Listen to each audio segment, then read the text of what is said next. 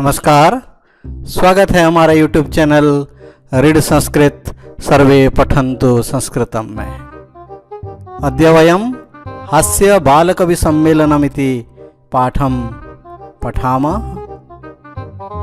ये क्लास 7 का चतुर्थ पाठ है, हास्य बालकवि सम्मेलनम। इस पाठ को लेके आज हम प्रस्तुत हैं। ये एक संवादात्मक पाठ है, लघु नाटिका के समान इस पाठ को विकास किया गया है। हास्य बालकवि सम्मेलनम रुचिरा पाठ्यपुस्तक का ये पाठ बहुत ही मनोरंजन धर्मी पाठ है। आज इसी पाठ को हम पढ़ेंगे, जिसका शीर्षक है हास्य बालकवि सम्मेलनम। पाठ का परिचय देख लेते हैं। यह पाठ एक लघु नाटिका अथवा संवादात्मक पाठ है। पाठ के माध्यम से बच्चों की आनंद अनुभूति होने के साथ साथ अधिगम हो, इस उद्देश्य से इस पाठ का विकास किया गया है। पाठ के मुख्य उद्देश्य हैं, ये पाठ एक लघु नाटिका अथवा संवादात्मक शैली में विकास किया गया है और यहाँ बच्चों की आनंद अनुभूति के साथ साथ अधिगम हो रहा है। तो यहाँ जो मुख्य उद्देश्य है, काव्य रचना के प्रति रुचि उत्पन्न करना, संस्कृत भाषा में संवाद कन्वर्सेशन, अभिनय कला का विकास, अभिनय करना सीख सकते हैं बच्चे, मनोरंजन के साथ अधिगम, मनोरंजन के साथ साथ सीख सकते हैं। अव्यय पद का प्रयोग, संधि विच्छेद का ज्ञान होगा, प्रकृति प्रत्यय का विज्ञान इस पाठ से होगा। तो पाठ है हास्य बालकवि सम्मेलनम। ये संवादात्मक शैली में लघु नाटिका के समान विकास किया गया है। पाठ पढ़ने से पहले उसका पात्रों का परिचय, पात्र परिचय।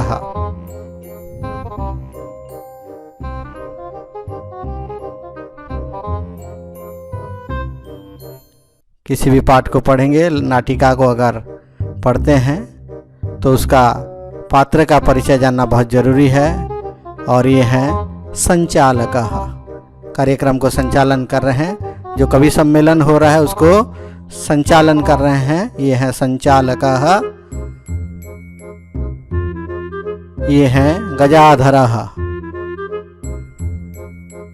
हास्य बालकवि सम्मेलनम में बाल कवियों का सम्मेलन हो रहा है और उसमें से एक कवि हैं गजाधर। अन्य एक बाल कवि हैं कालांतक।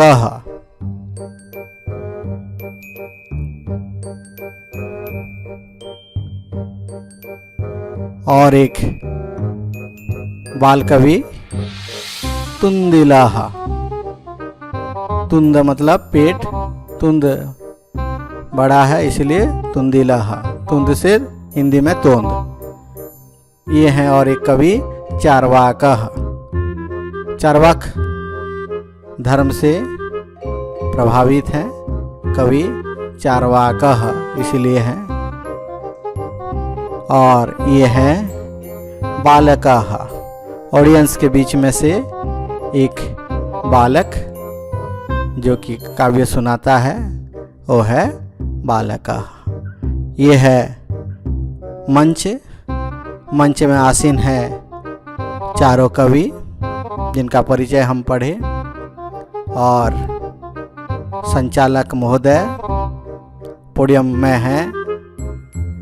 सभा का आयोजन हो रहा है, हास्य बालकवि सम्मेलनम हो रहा है।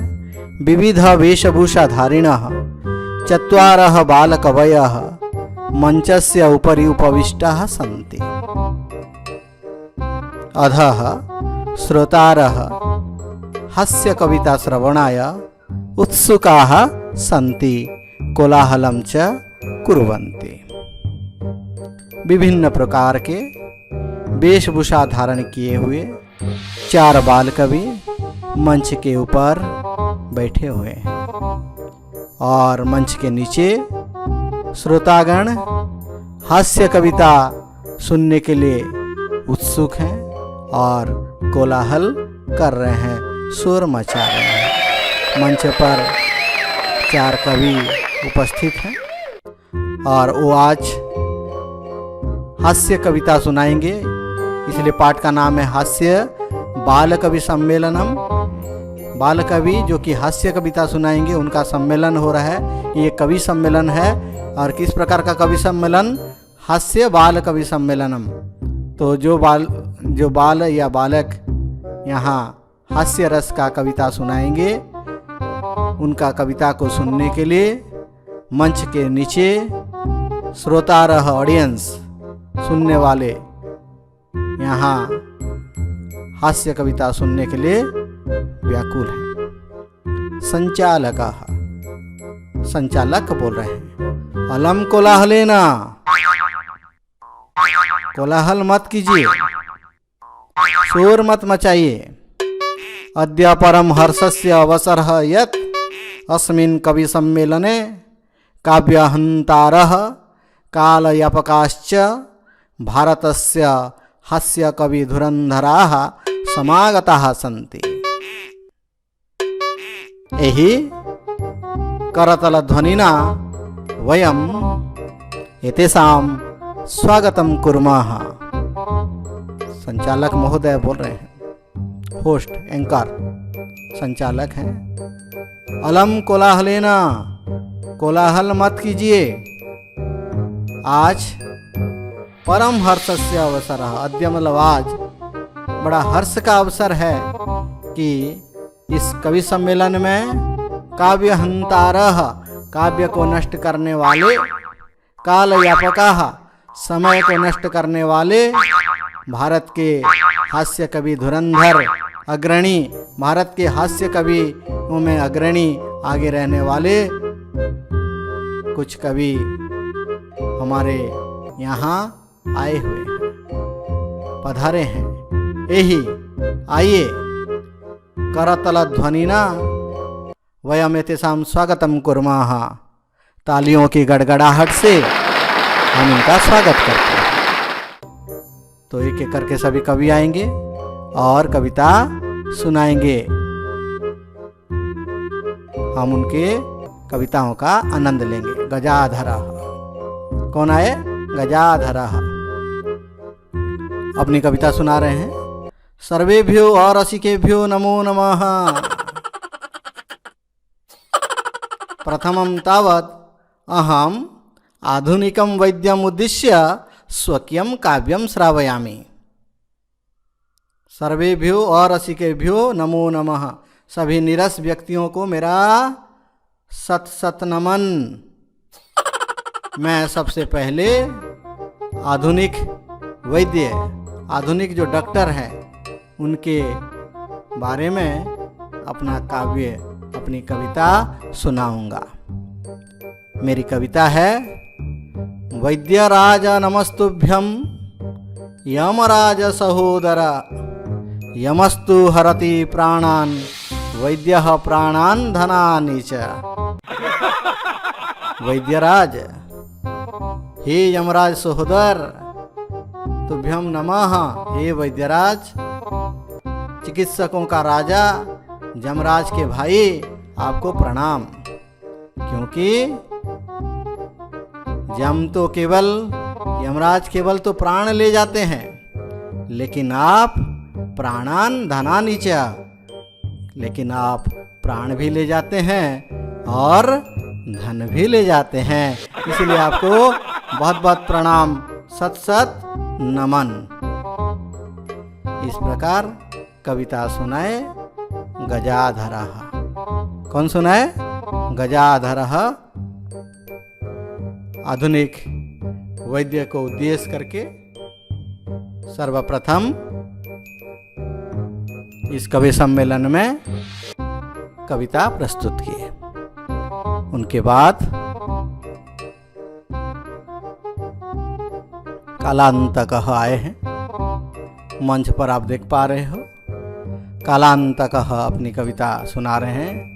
अरे वैद्यास्तु सर्वत्र परंतु न ते मादृशाः कुशलाः जनसंख्या निवारणे। ममापि काव्यम इदं शृण्वन्तु भवन्तः। कालांतक बोले, अरे वैद्य तो, चिकित्सक तो सभी जगह उपलब्ध हैं, लेकिन वे सब आबादी घटाने में मेरे जैसे कुशल नहीं हैं। इसीलिए मेरा भी एक काव्य है, आप लोग सुनिए। मेरी कविता है। चितां प्रज्वलितां दृष्ट्वा वैद्यो विस्मयमागतः। चितां प्रज्वलितां दृष्ट्वा वैद्यो विस्मयमागतः। नाहं गतो न मे भ्राता, नाहं गतो न मे भ्राता, कस्येदं हस्तलाघवम्। कालांतकः कविता सुना रहे हैं। चितां प्रज्वलितां दृष्ट्वा वैद्यः विस्मयमागतः। एक जगह श्मशान में चिता जल रही थी, उसको देखकर एक वैद्य विस्मित हो गए, आश्चर्यचकित हो गए और बोले, ना हम गतो न मैं भ्राता। इसके घर तो ना मैं गया था ना मेरा भाई गया था, फिर भी ये किसके हाथ की सफाई है जो यहाँ श्मशान में पहुँच गया? किसकी हाथ की एक कलाकारी है जो यहाँ श्मशान में पहुँच गया? उसके घर में तो ना मैं गया था ना मेरा भाई गया था। आप याद रखिए, कालांतक महोदय जनसंख्या कम करने में, आबादी घटाने में धुरंधर है। चितां प्रज्वलितां दृष्ट्वा वैद्यो विस्मयमागतः। नाहं गतो न मे भ्राता, कस्येदं हस्तलाघवम्। अभी और एक कवि आए, चित्र देख पा रहे हो, उनका नाम है तुंदिलः। तुंदिलः तुंदस्य उपरि हस्तम आवर्तयन्। पेट के ऊपर, तुंद के ऊपर हाथ फेरते हुए बोल रहे हैं, तुंदिलहं भो ममापि इदं काव्यं श्रूयताम् जीवने धार्यताम् च। तुंदिल बोल रहे हैं, अरे मैं तुंदिल हूँ, मैं तोंद वाला हूँ, मेरा भी एक काव्य है, सुनिए और जीवन में धारण कीजिए, जीवन में व्यवहार में लाइए। क्या है मेरी कविता? परान्नम प्राप्य दुर्बुद्धे मां शरीरे दयाम कुरु। परान्नम प्राप्य दुर्बुद्धे मां शरीरे दयाम कुरु। परान्नम दुर्लभम लोके शरीराणि पुनः पुनः। तुंदिल कविता सुना रहे हैं कि हे दुर्बुद्धे, परान्नम प्राप्य शरीरे दया मा कुरु। दूसरों से भोजन अगर मिलता है तो शरीर के प्रति दया मत करो। क्यों? क्योंकि परान्नम दुर्लभम लोके, लोके परान्नम दुर्लभम। इस संसार में दूसरों से मिलने वाला भोजन दुर्लभ है, आसानी से नहीं मिलता है। शरीराणि पुनः पुनः, शरीर तो बार बार मिल जाएंगे। पुनर्जन्म तो होता है, जन्म लेते हैं, मरते हैं, फिर पुनर्जन्म होता है। शरीर तो बार बार आएंगे, लेकिन पराया भोजन आसानी से नहीं मिलने वाला है।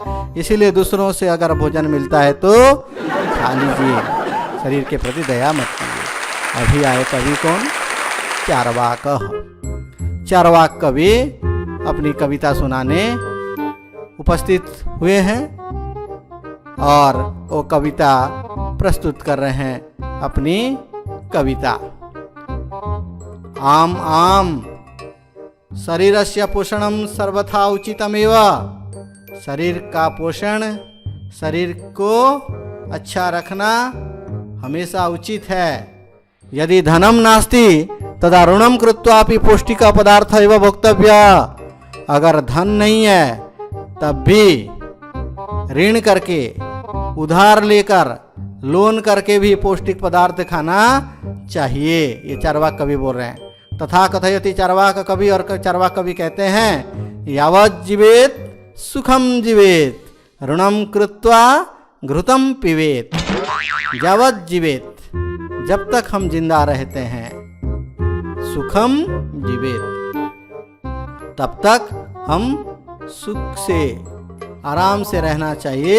ऋणम कृत्वा घृतम पिबेत, उधार लेकर भी घी पीना चाहिए। शरीर को तंदुरुस्त बनाने के लिए उधार लेकर भी घी पीना चाहिए। यावत् जीवेत सुखम जीवेत। चार्वाक दर्शन से, चार्वाक दर्शन से ये प्रभावित हैं, इसलिए कवि का नाम है चार्वाकः। कहते हैं यावत् जीवेत सुखम जीवेत ऋणम कृत्वा घृतम पिबेत। तब श्रोतागण कहते हैं, ऑडियंस कहते हैं तरी ऋणस्य प्रत्यर्पणम कथम। अगर ऋण लेकर, उधार लेकर अगर घी पिएंगे तो ये उधार कैसे चुकाएंगे? ऋणस्य प्रत्यर्पणम कथम महोदय? श्रोतारः पूछते हैं, ऑडियंस पूछ रहे हैं ऋणस्य प्रत्यर्पणम कथम। तब क्या उत्तर देंगे? चार्वाक श्रूयताम मम अवशिष्टम काव्यम। अरे कैसे ऋण चुकाएंगे? मेरी जो बचा हुआ काव्य है, कविता है, उसको तो सुनिए। पहले बताए थे यावत् जीवेत सुखम जीवेत ऋणम कृत्वा घृतम पिबेत। उसका अवशिष्ट बता रहे हैं कि घृतम पित्वा श्रमम कृत्वा, घृतम पित्वा श्रमम कृत्वा ऋणम प्रत्यर्पयेत जनः। जनः आदमी क्या करना चाहिए? घी पीकर और मेहनत करके ऋण को चुकाना चाहिए। घी पीने से शरीर ताकतवर हो जाएगा और ताकतवर होकर मेहनत करके, परिश्रम करके ऋण को चुकाना चाहिए। उधार जो लाए हैं उसका उधार को चुकाएंगे। घृतम पित्वा श्रमम कृत्वा ऋणम प्रत्यर्पयेत जनः। चार्वाक कवि अवशिष्ट काव्य सुनाए। काव्य पाठ श्रवणेन उत्प्रेरितः एक बालकः अपि आशु कवितां रचयति, हास्यपूर्वकं च आशुपूर्वकं च श्रावयति। काव्य पाठ सुनने से, चार कवियों का काव्य पाठ सुनने से प्रेरित होकर, मोटिवेटेड होकर एक बालक शीघ्र ही कविता सुनाता है, आशु कविता रचना करता है, तुरंत कविता रचना करता है और हंसी के साथ हंसकर सुनाता है। क्या कविता सुनाता है कि बालक जो कि ऑडियंस के बीच में से आया है, बोलता है श्रूयताम भो ममापि काव्यम। मेरा भी काव्य है, आप लोग सुनिए। गजाधरम कविम चैव तुंदिलम भोज्यललुपम कालांतकम तथा वैद्यम चार्वाकम च नमाम्यहम। बालक कविता सुनाता है। कविम गजाधरम, कवि गजाधर को मैं प्रणाम करता हूँ। भोज्यलुलुपम तुंदिलम, भोजन के लालची तुंदिल को मैं प्रणाम करता हूँ। वैद्यम कालांतकम, कालांतक वैद्य को मैं प्रणाम करता हूँ। और चार्वाकम, चार्वाक को भी नमाम्यहम, अहम नमामि, मैं नमस्कार करता हूँ। तुरंत काव्य बनाया है, कविता बनाया है ये लड़का और सुनाता है। गजाधरम कविम चैव तुंदिलम भोज्यलोलुपम कालांतकम तथा वैद्यम चार्वाकम च नमाम्यहम। ऑडियंस के बीच से इनके चारों कवियों से प्रभावित होकर, प्रेरित होकर एक बालक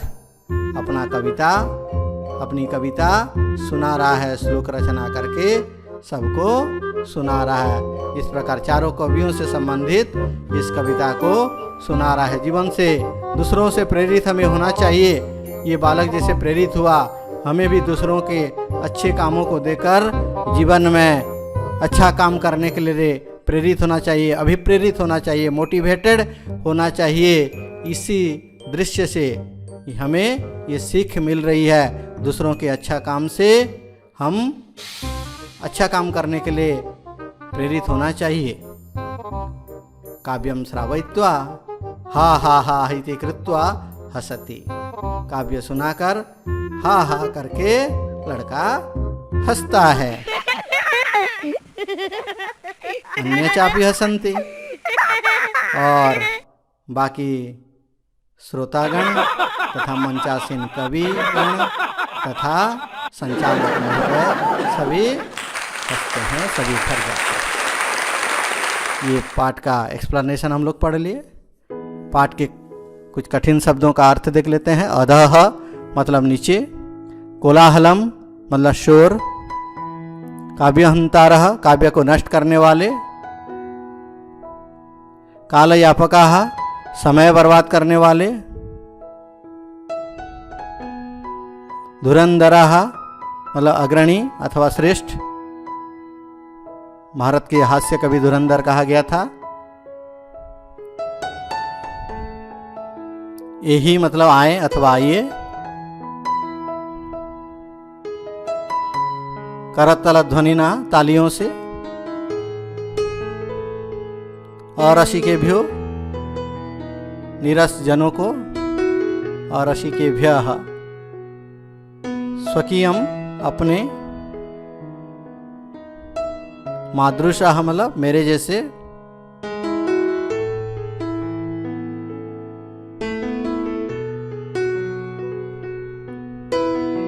शब्दों का अर्थ अगर आपको पता हो जाएगा तो पाठ को आप आसानी से समझ सकते हैं। धार्यताम धारण करें,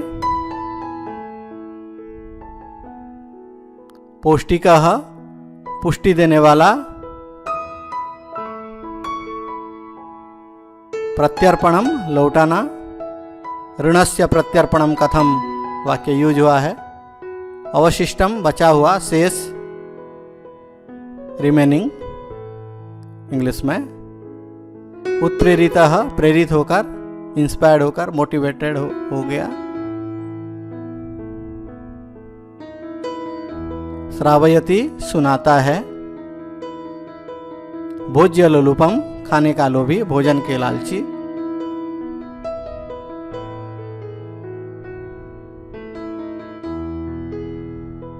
अव्ययपदम, इस पाठ में अव्ययपद का प्रयोग भी बताया गया है। अव्ययपद किसे कहते हैं?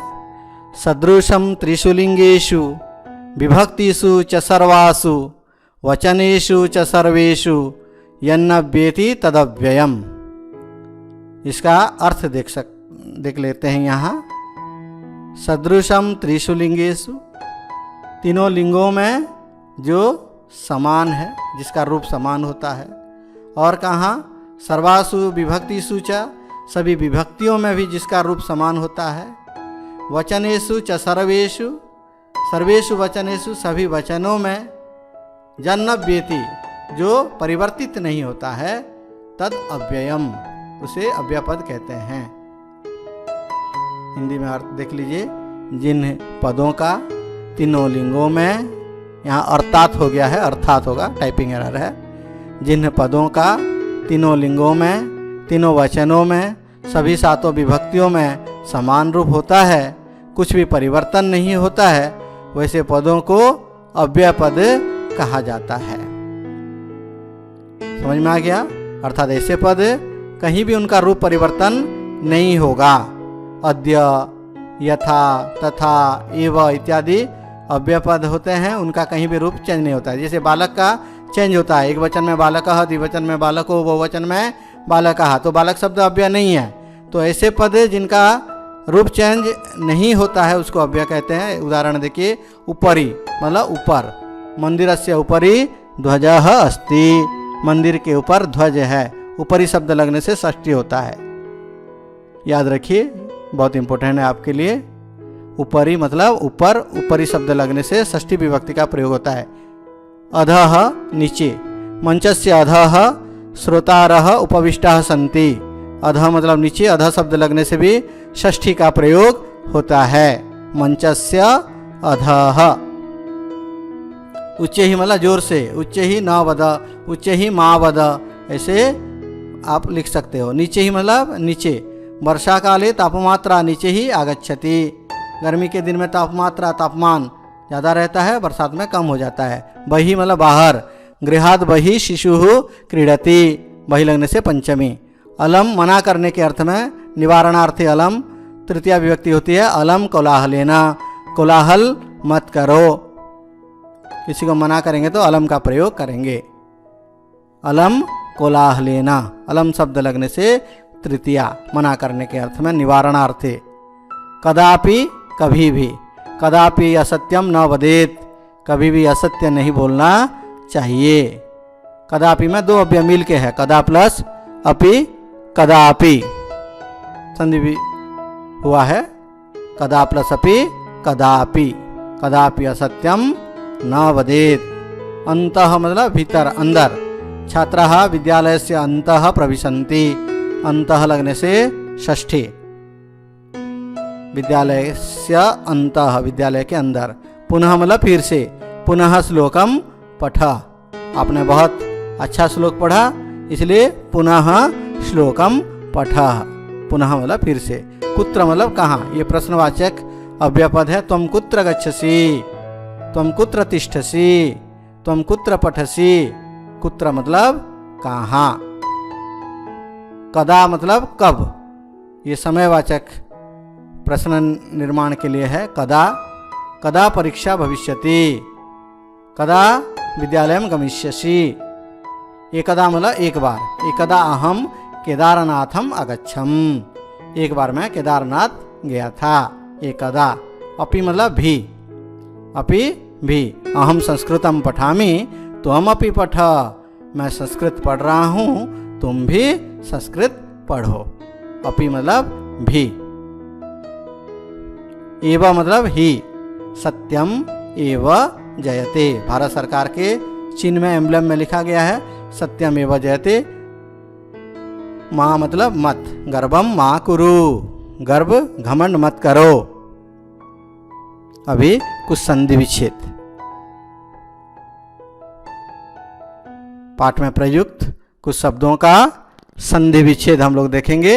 संधि विच्छेद जानना बहुत जरूरी है आप लोगों के लिए।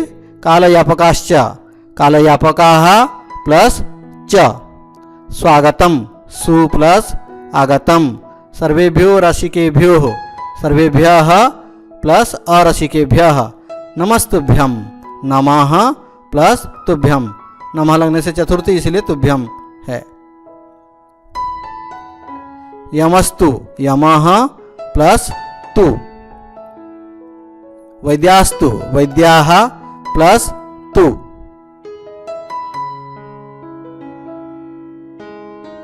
इन शब्दों का संधि विच्छेद आप जरूर याद रखिए, एग्जाम में संधि विच्छेद भी पूछा जाता है। कस्येदम, कस्य प्लस इदम, पाठ में प्रयुक्त हुआ था। कस्येदम हस्तलाघवम। ममापि, मम प्लस अपि, ममापि। परान्नम, पर प्लस अन्नम, परान्नम। नास्ति, न प्लस अस्ति, नास्ति। तीनों में देखिए अ प्लस अ मिलके आ हुआ है, दीर्घ संधि कहते हैं उसको। कृत्वापि, कृत्वा प्लस अपि, कृत्वापि, यहाँ भी दीर्घ संधि है। यावत जीवेत, यावत प्लस जीवेत, यावत जीवेत। प्रत्यर्पणम, प्रति प्लस अर्पणम।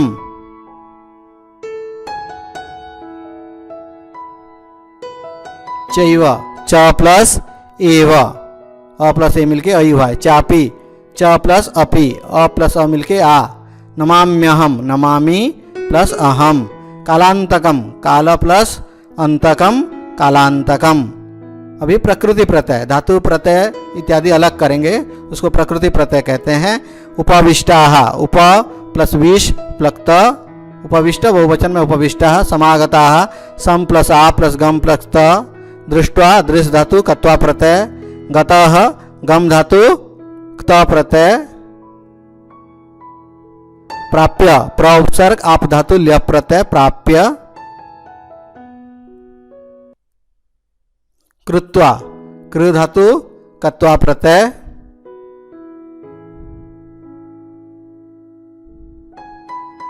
कृत्वा पठित्वा इत्यादि कत्वा प्रत्यय का उदाहरण आप पढ़ते हो।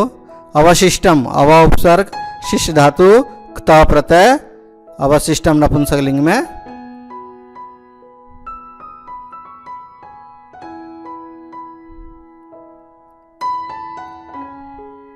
ये प्रकृति प्रत्यय जितना आप जानोगे उतना आप लोगों के लिए अच्छा होगा। अभी जो श्लोक प्रयुक्त हैं, जो कविता प्रयुक्त हैं, उसका अन्वय देखेंगे। अन्वय क्या होता है? अन्वय गद्य रूप होता है, प्रोज ऑर्डर होता है। श्लोक जो है पोइट्री फॉर्म में होता है, प्रोज फॉर्म में उसको अगर लिखेंगे, कर्ता कर्म क्रिया को अगर सही ढंग से व्यवस्थित करके लिखेंगे तो अन्वय कहते हैं। श्लोक का अन्वय वैद्यराज नमस्तुभ्यम इत्यादि श्लोक का अन्वय।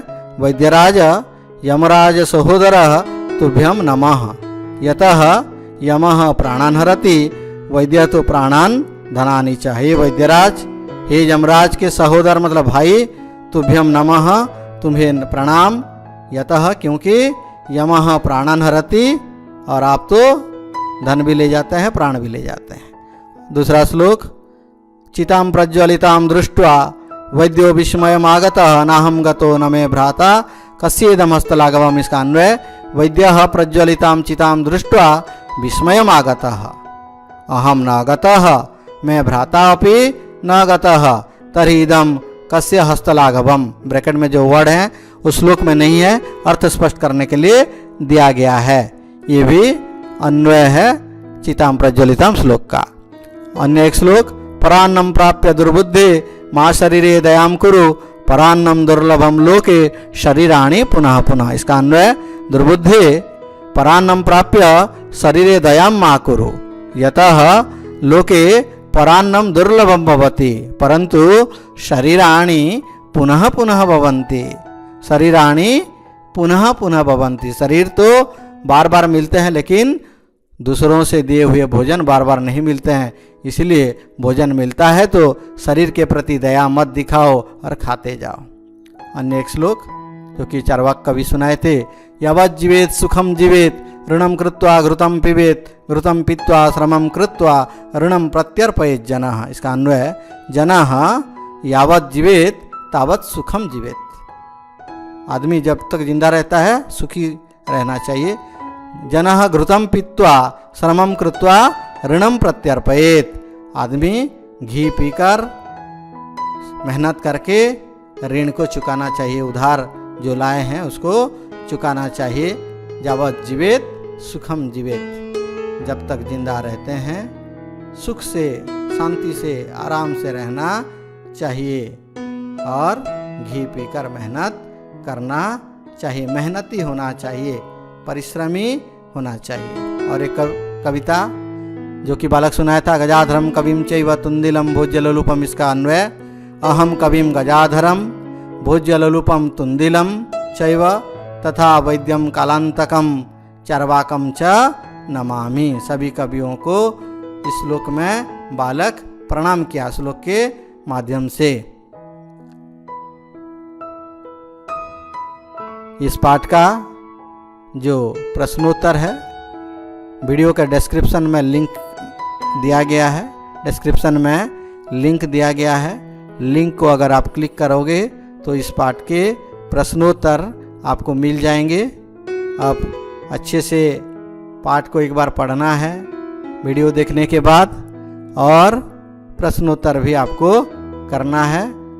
सहायक के रूप में आपको वीडियो के डिस्क्रिप्शन में लिंक दे दिया गया है क्वेश्चन आंसर का। आपका इस अभ्यास इस पाठ का जो प्रश्नाभ्यास है उसका उत्तर का लिंक डिस्क्रिप्शन में दे दिया गया है। लेकिन इसको देखने से पहले इस वीडियो को अच्छे से देखिए, स्किप करके मत देखिए, अच्छे से देखिए, आराम से समझ जाओगे। उसके बाद चैप्टर पढ़ना है, बुक को लाइन बाय लाइन पढ़ना है। बुक का जो पाठ है हास्य बाल कवि सम्मेलन पाठ को लाइन बाय लाइन पढ़ना है। समय मिलेगा तो दोस्तों के साथ इसका अभिनय भी कर सकते हो। अभिनय करके और भी आसानी से समझ सकते हो। ये हो गया आपका प्रत्येक श्लोक का अन्वय पढ़े, अव्यय पद का प्रयोग भी हम लोग पढ़े और संधि विच्छेद भी पढ़े, प्रकृति प्रत्यय भी पढ़े। इस पाठ के अंत में मेरी शुभकामना आपके साथ है। सर्वे सदैव हसन्तु, सर्वे सुखिनो भवन्तु। सभी हमेशा ही हंसते रहें, खिलखिलाते रहें, मुस्कुराते रहें और सभी सुखी रहें। ये मेरी शुभकामना है आप लोगों के साथ।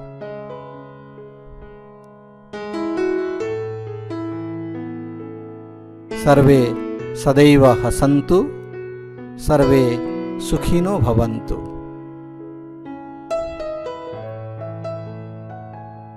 बहुत बहुत धन्यवाद इस वीडियो को देखने के लिए। अभी तक अगर आप लोगों ने हमारे चैनल रीड संस्कृत सर्वे पठन्तु संस्कृतम को सब्सक्राइब नहीं किए हैं तो ज़रूर सब्सक्राइब कर लीजिए। इससे हमें मोटिवेशन मिलता है कि बच्चे हमारे वीडियोस देख रहे हैं। बहुत बहुत धन्यवाद।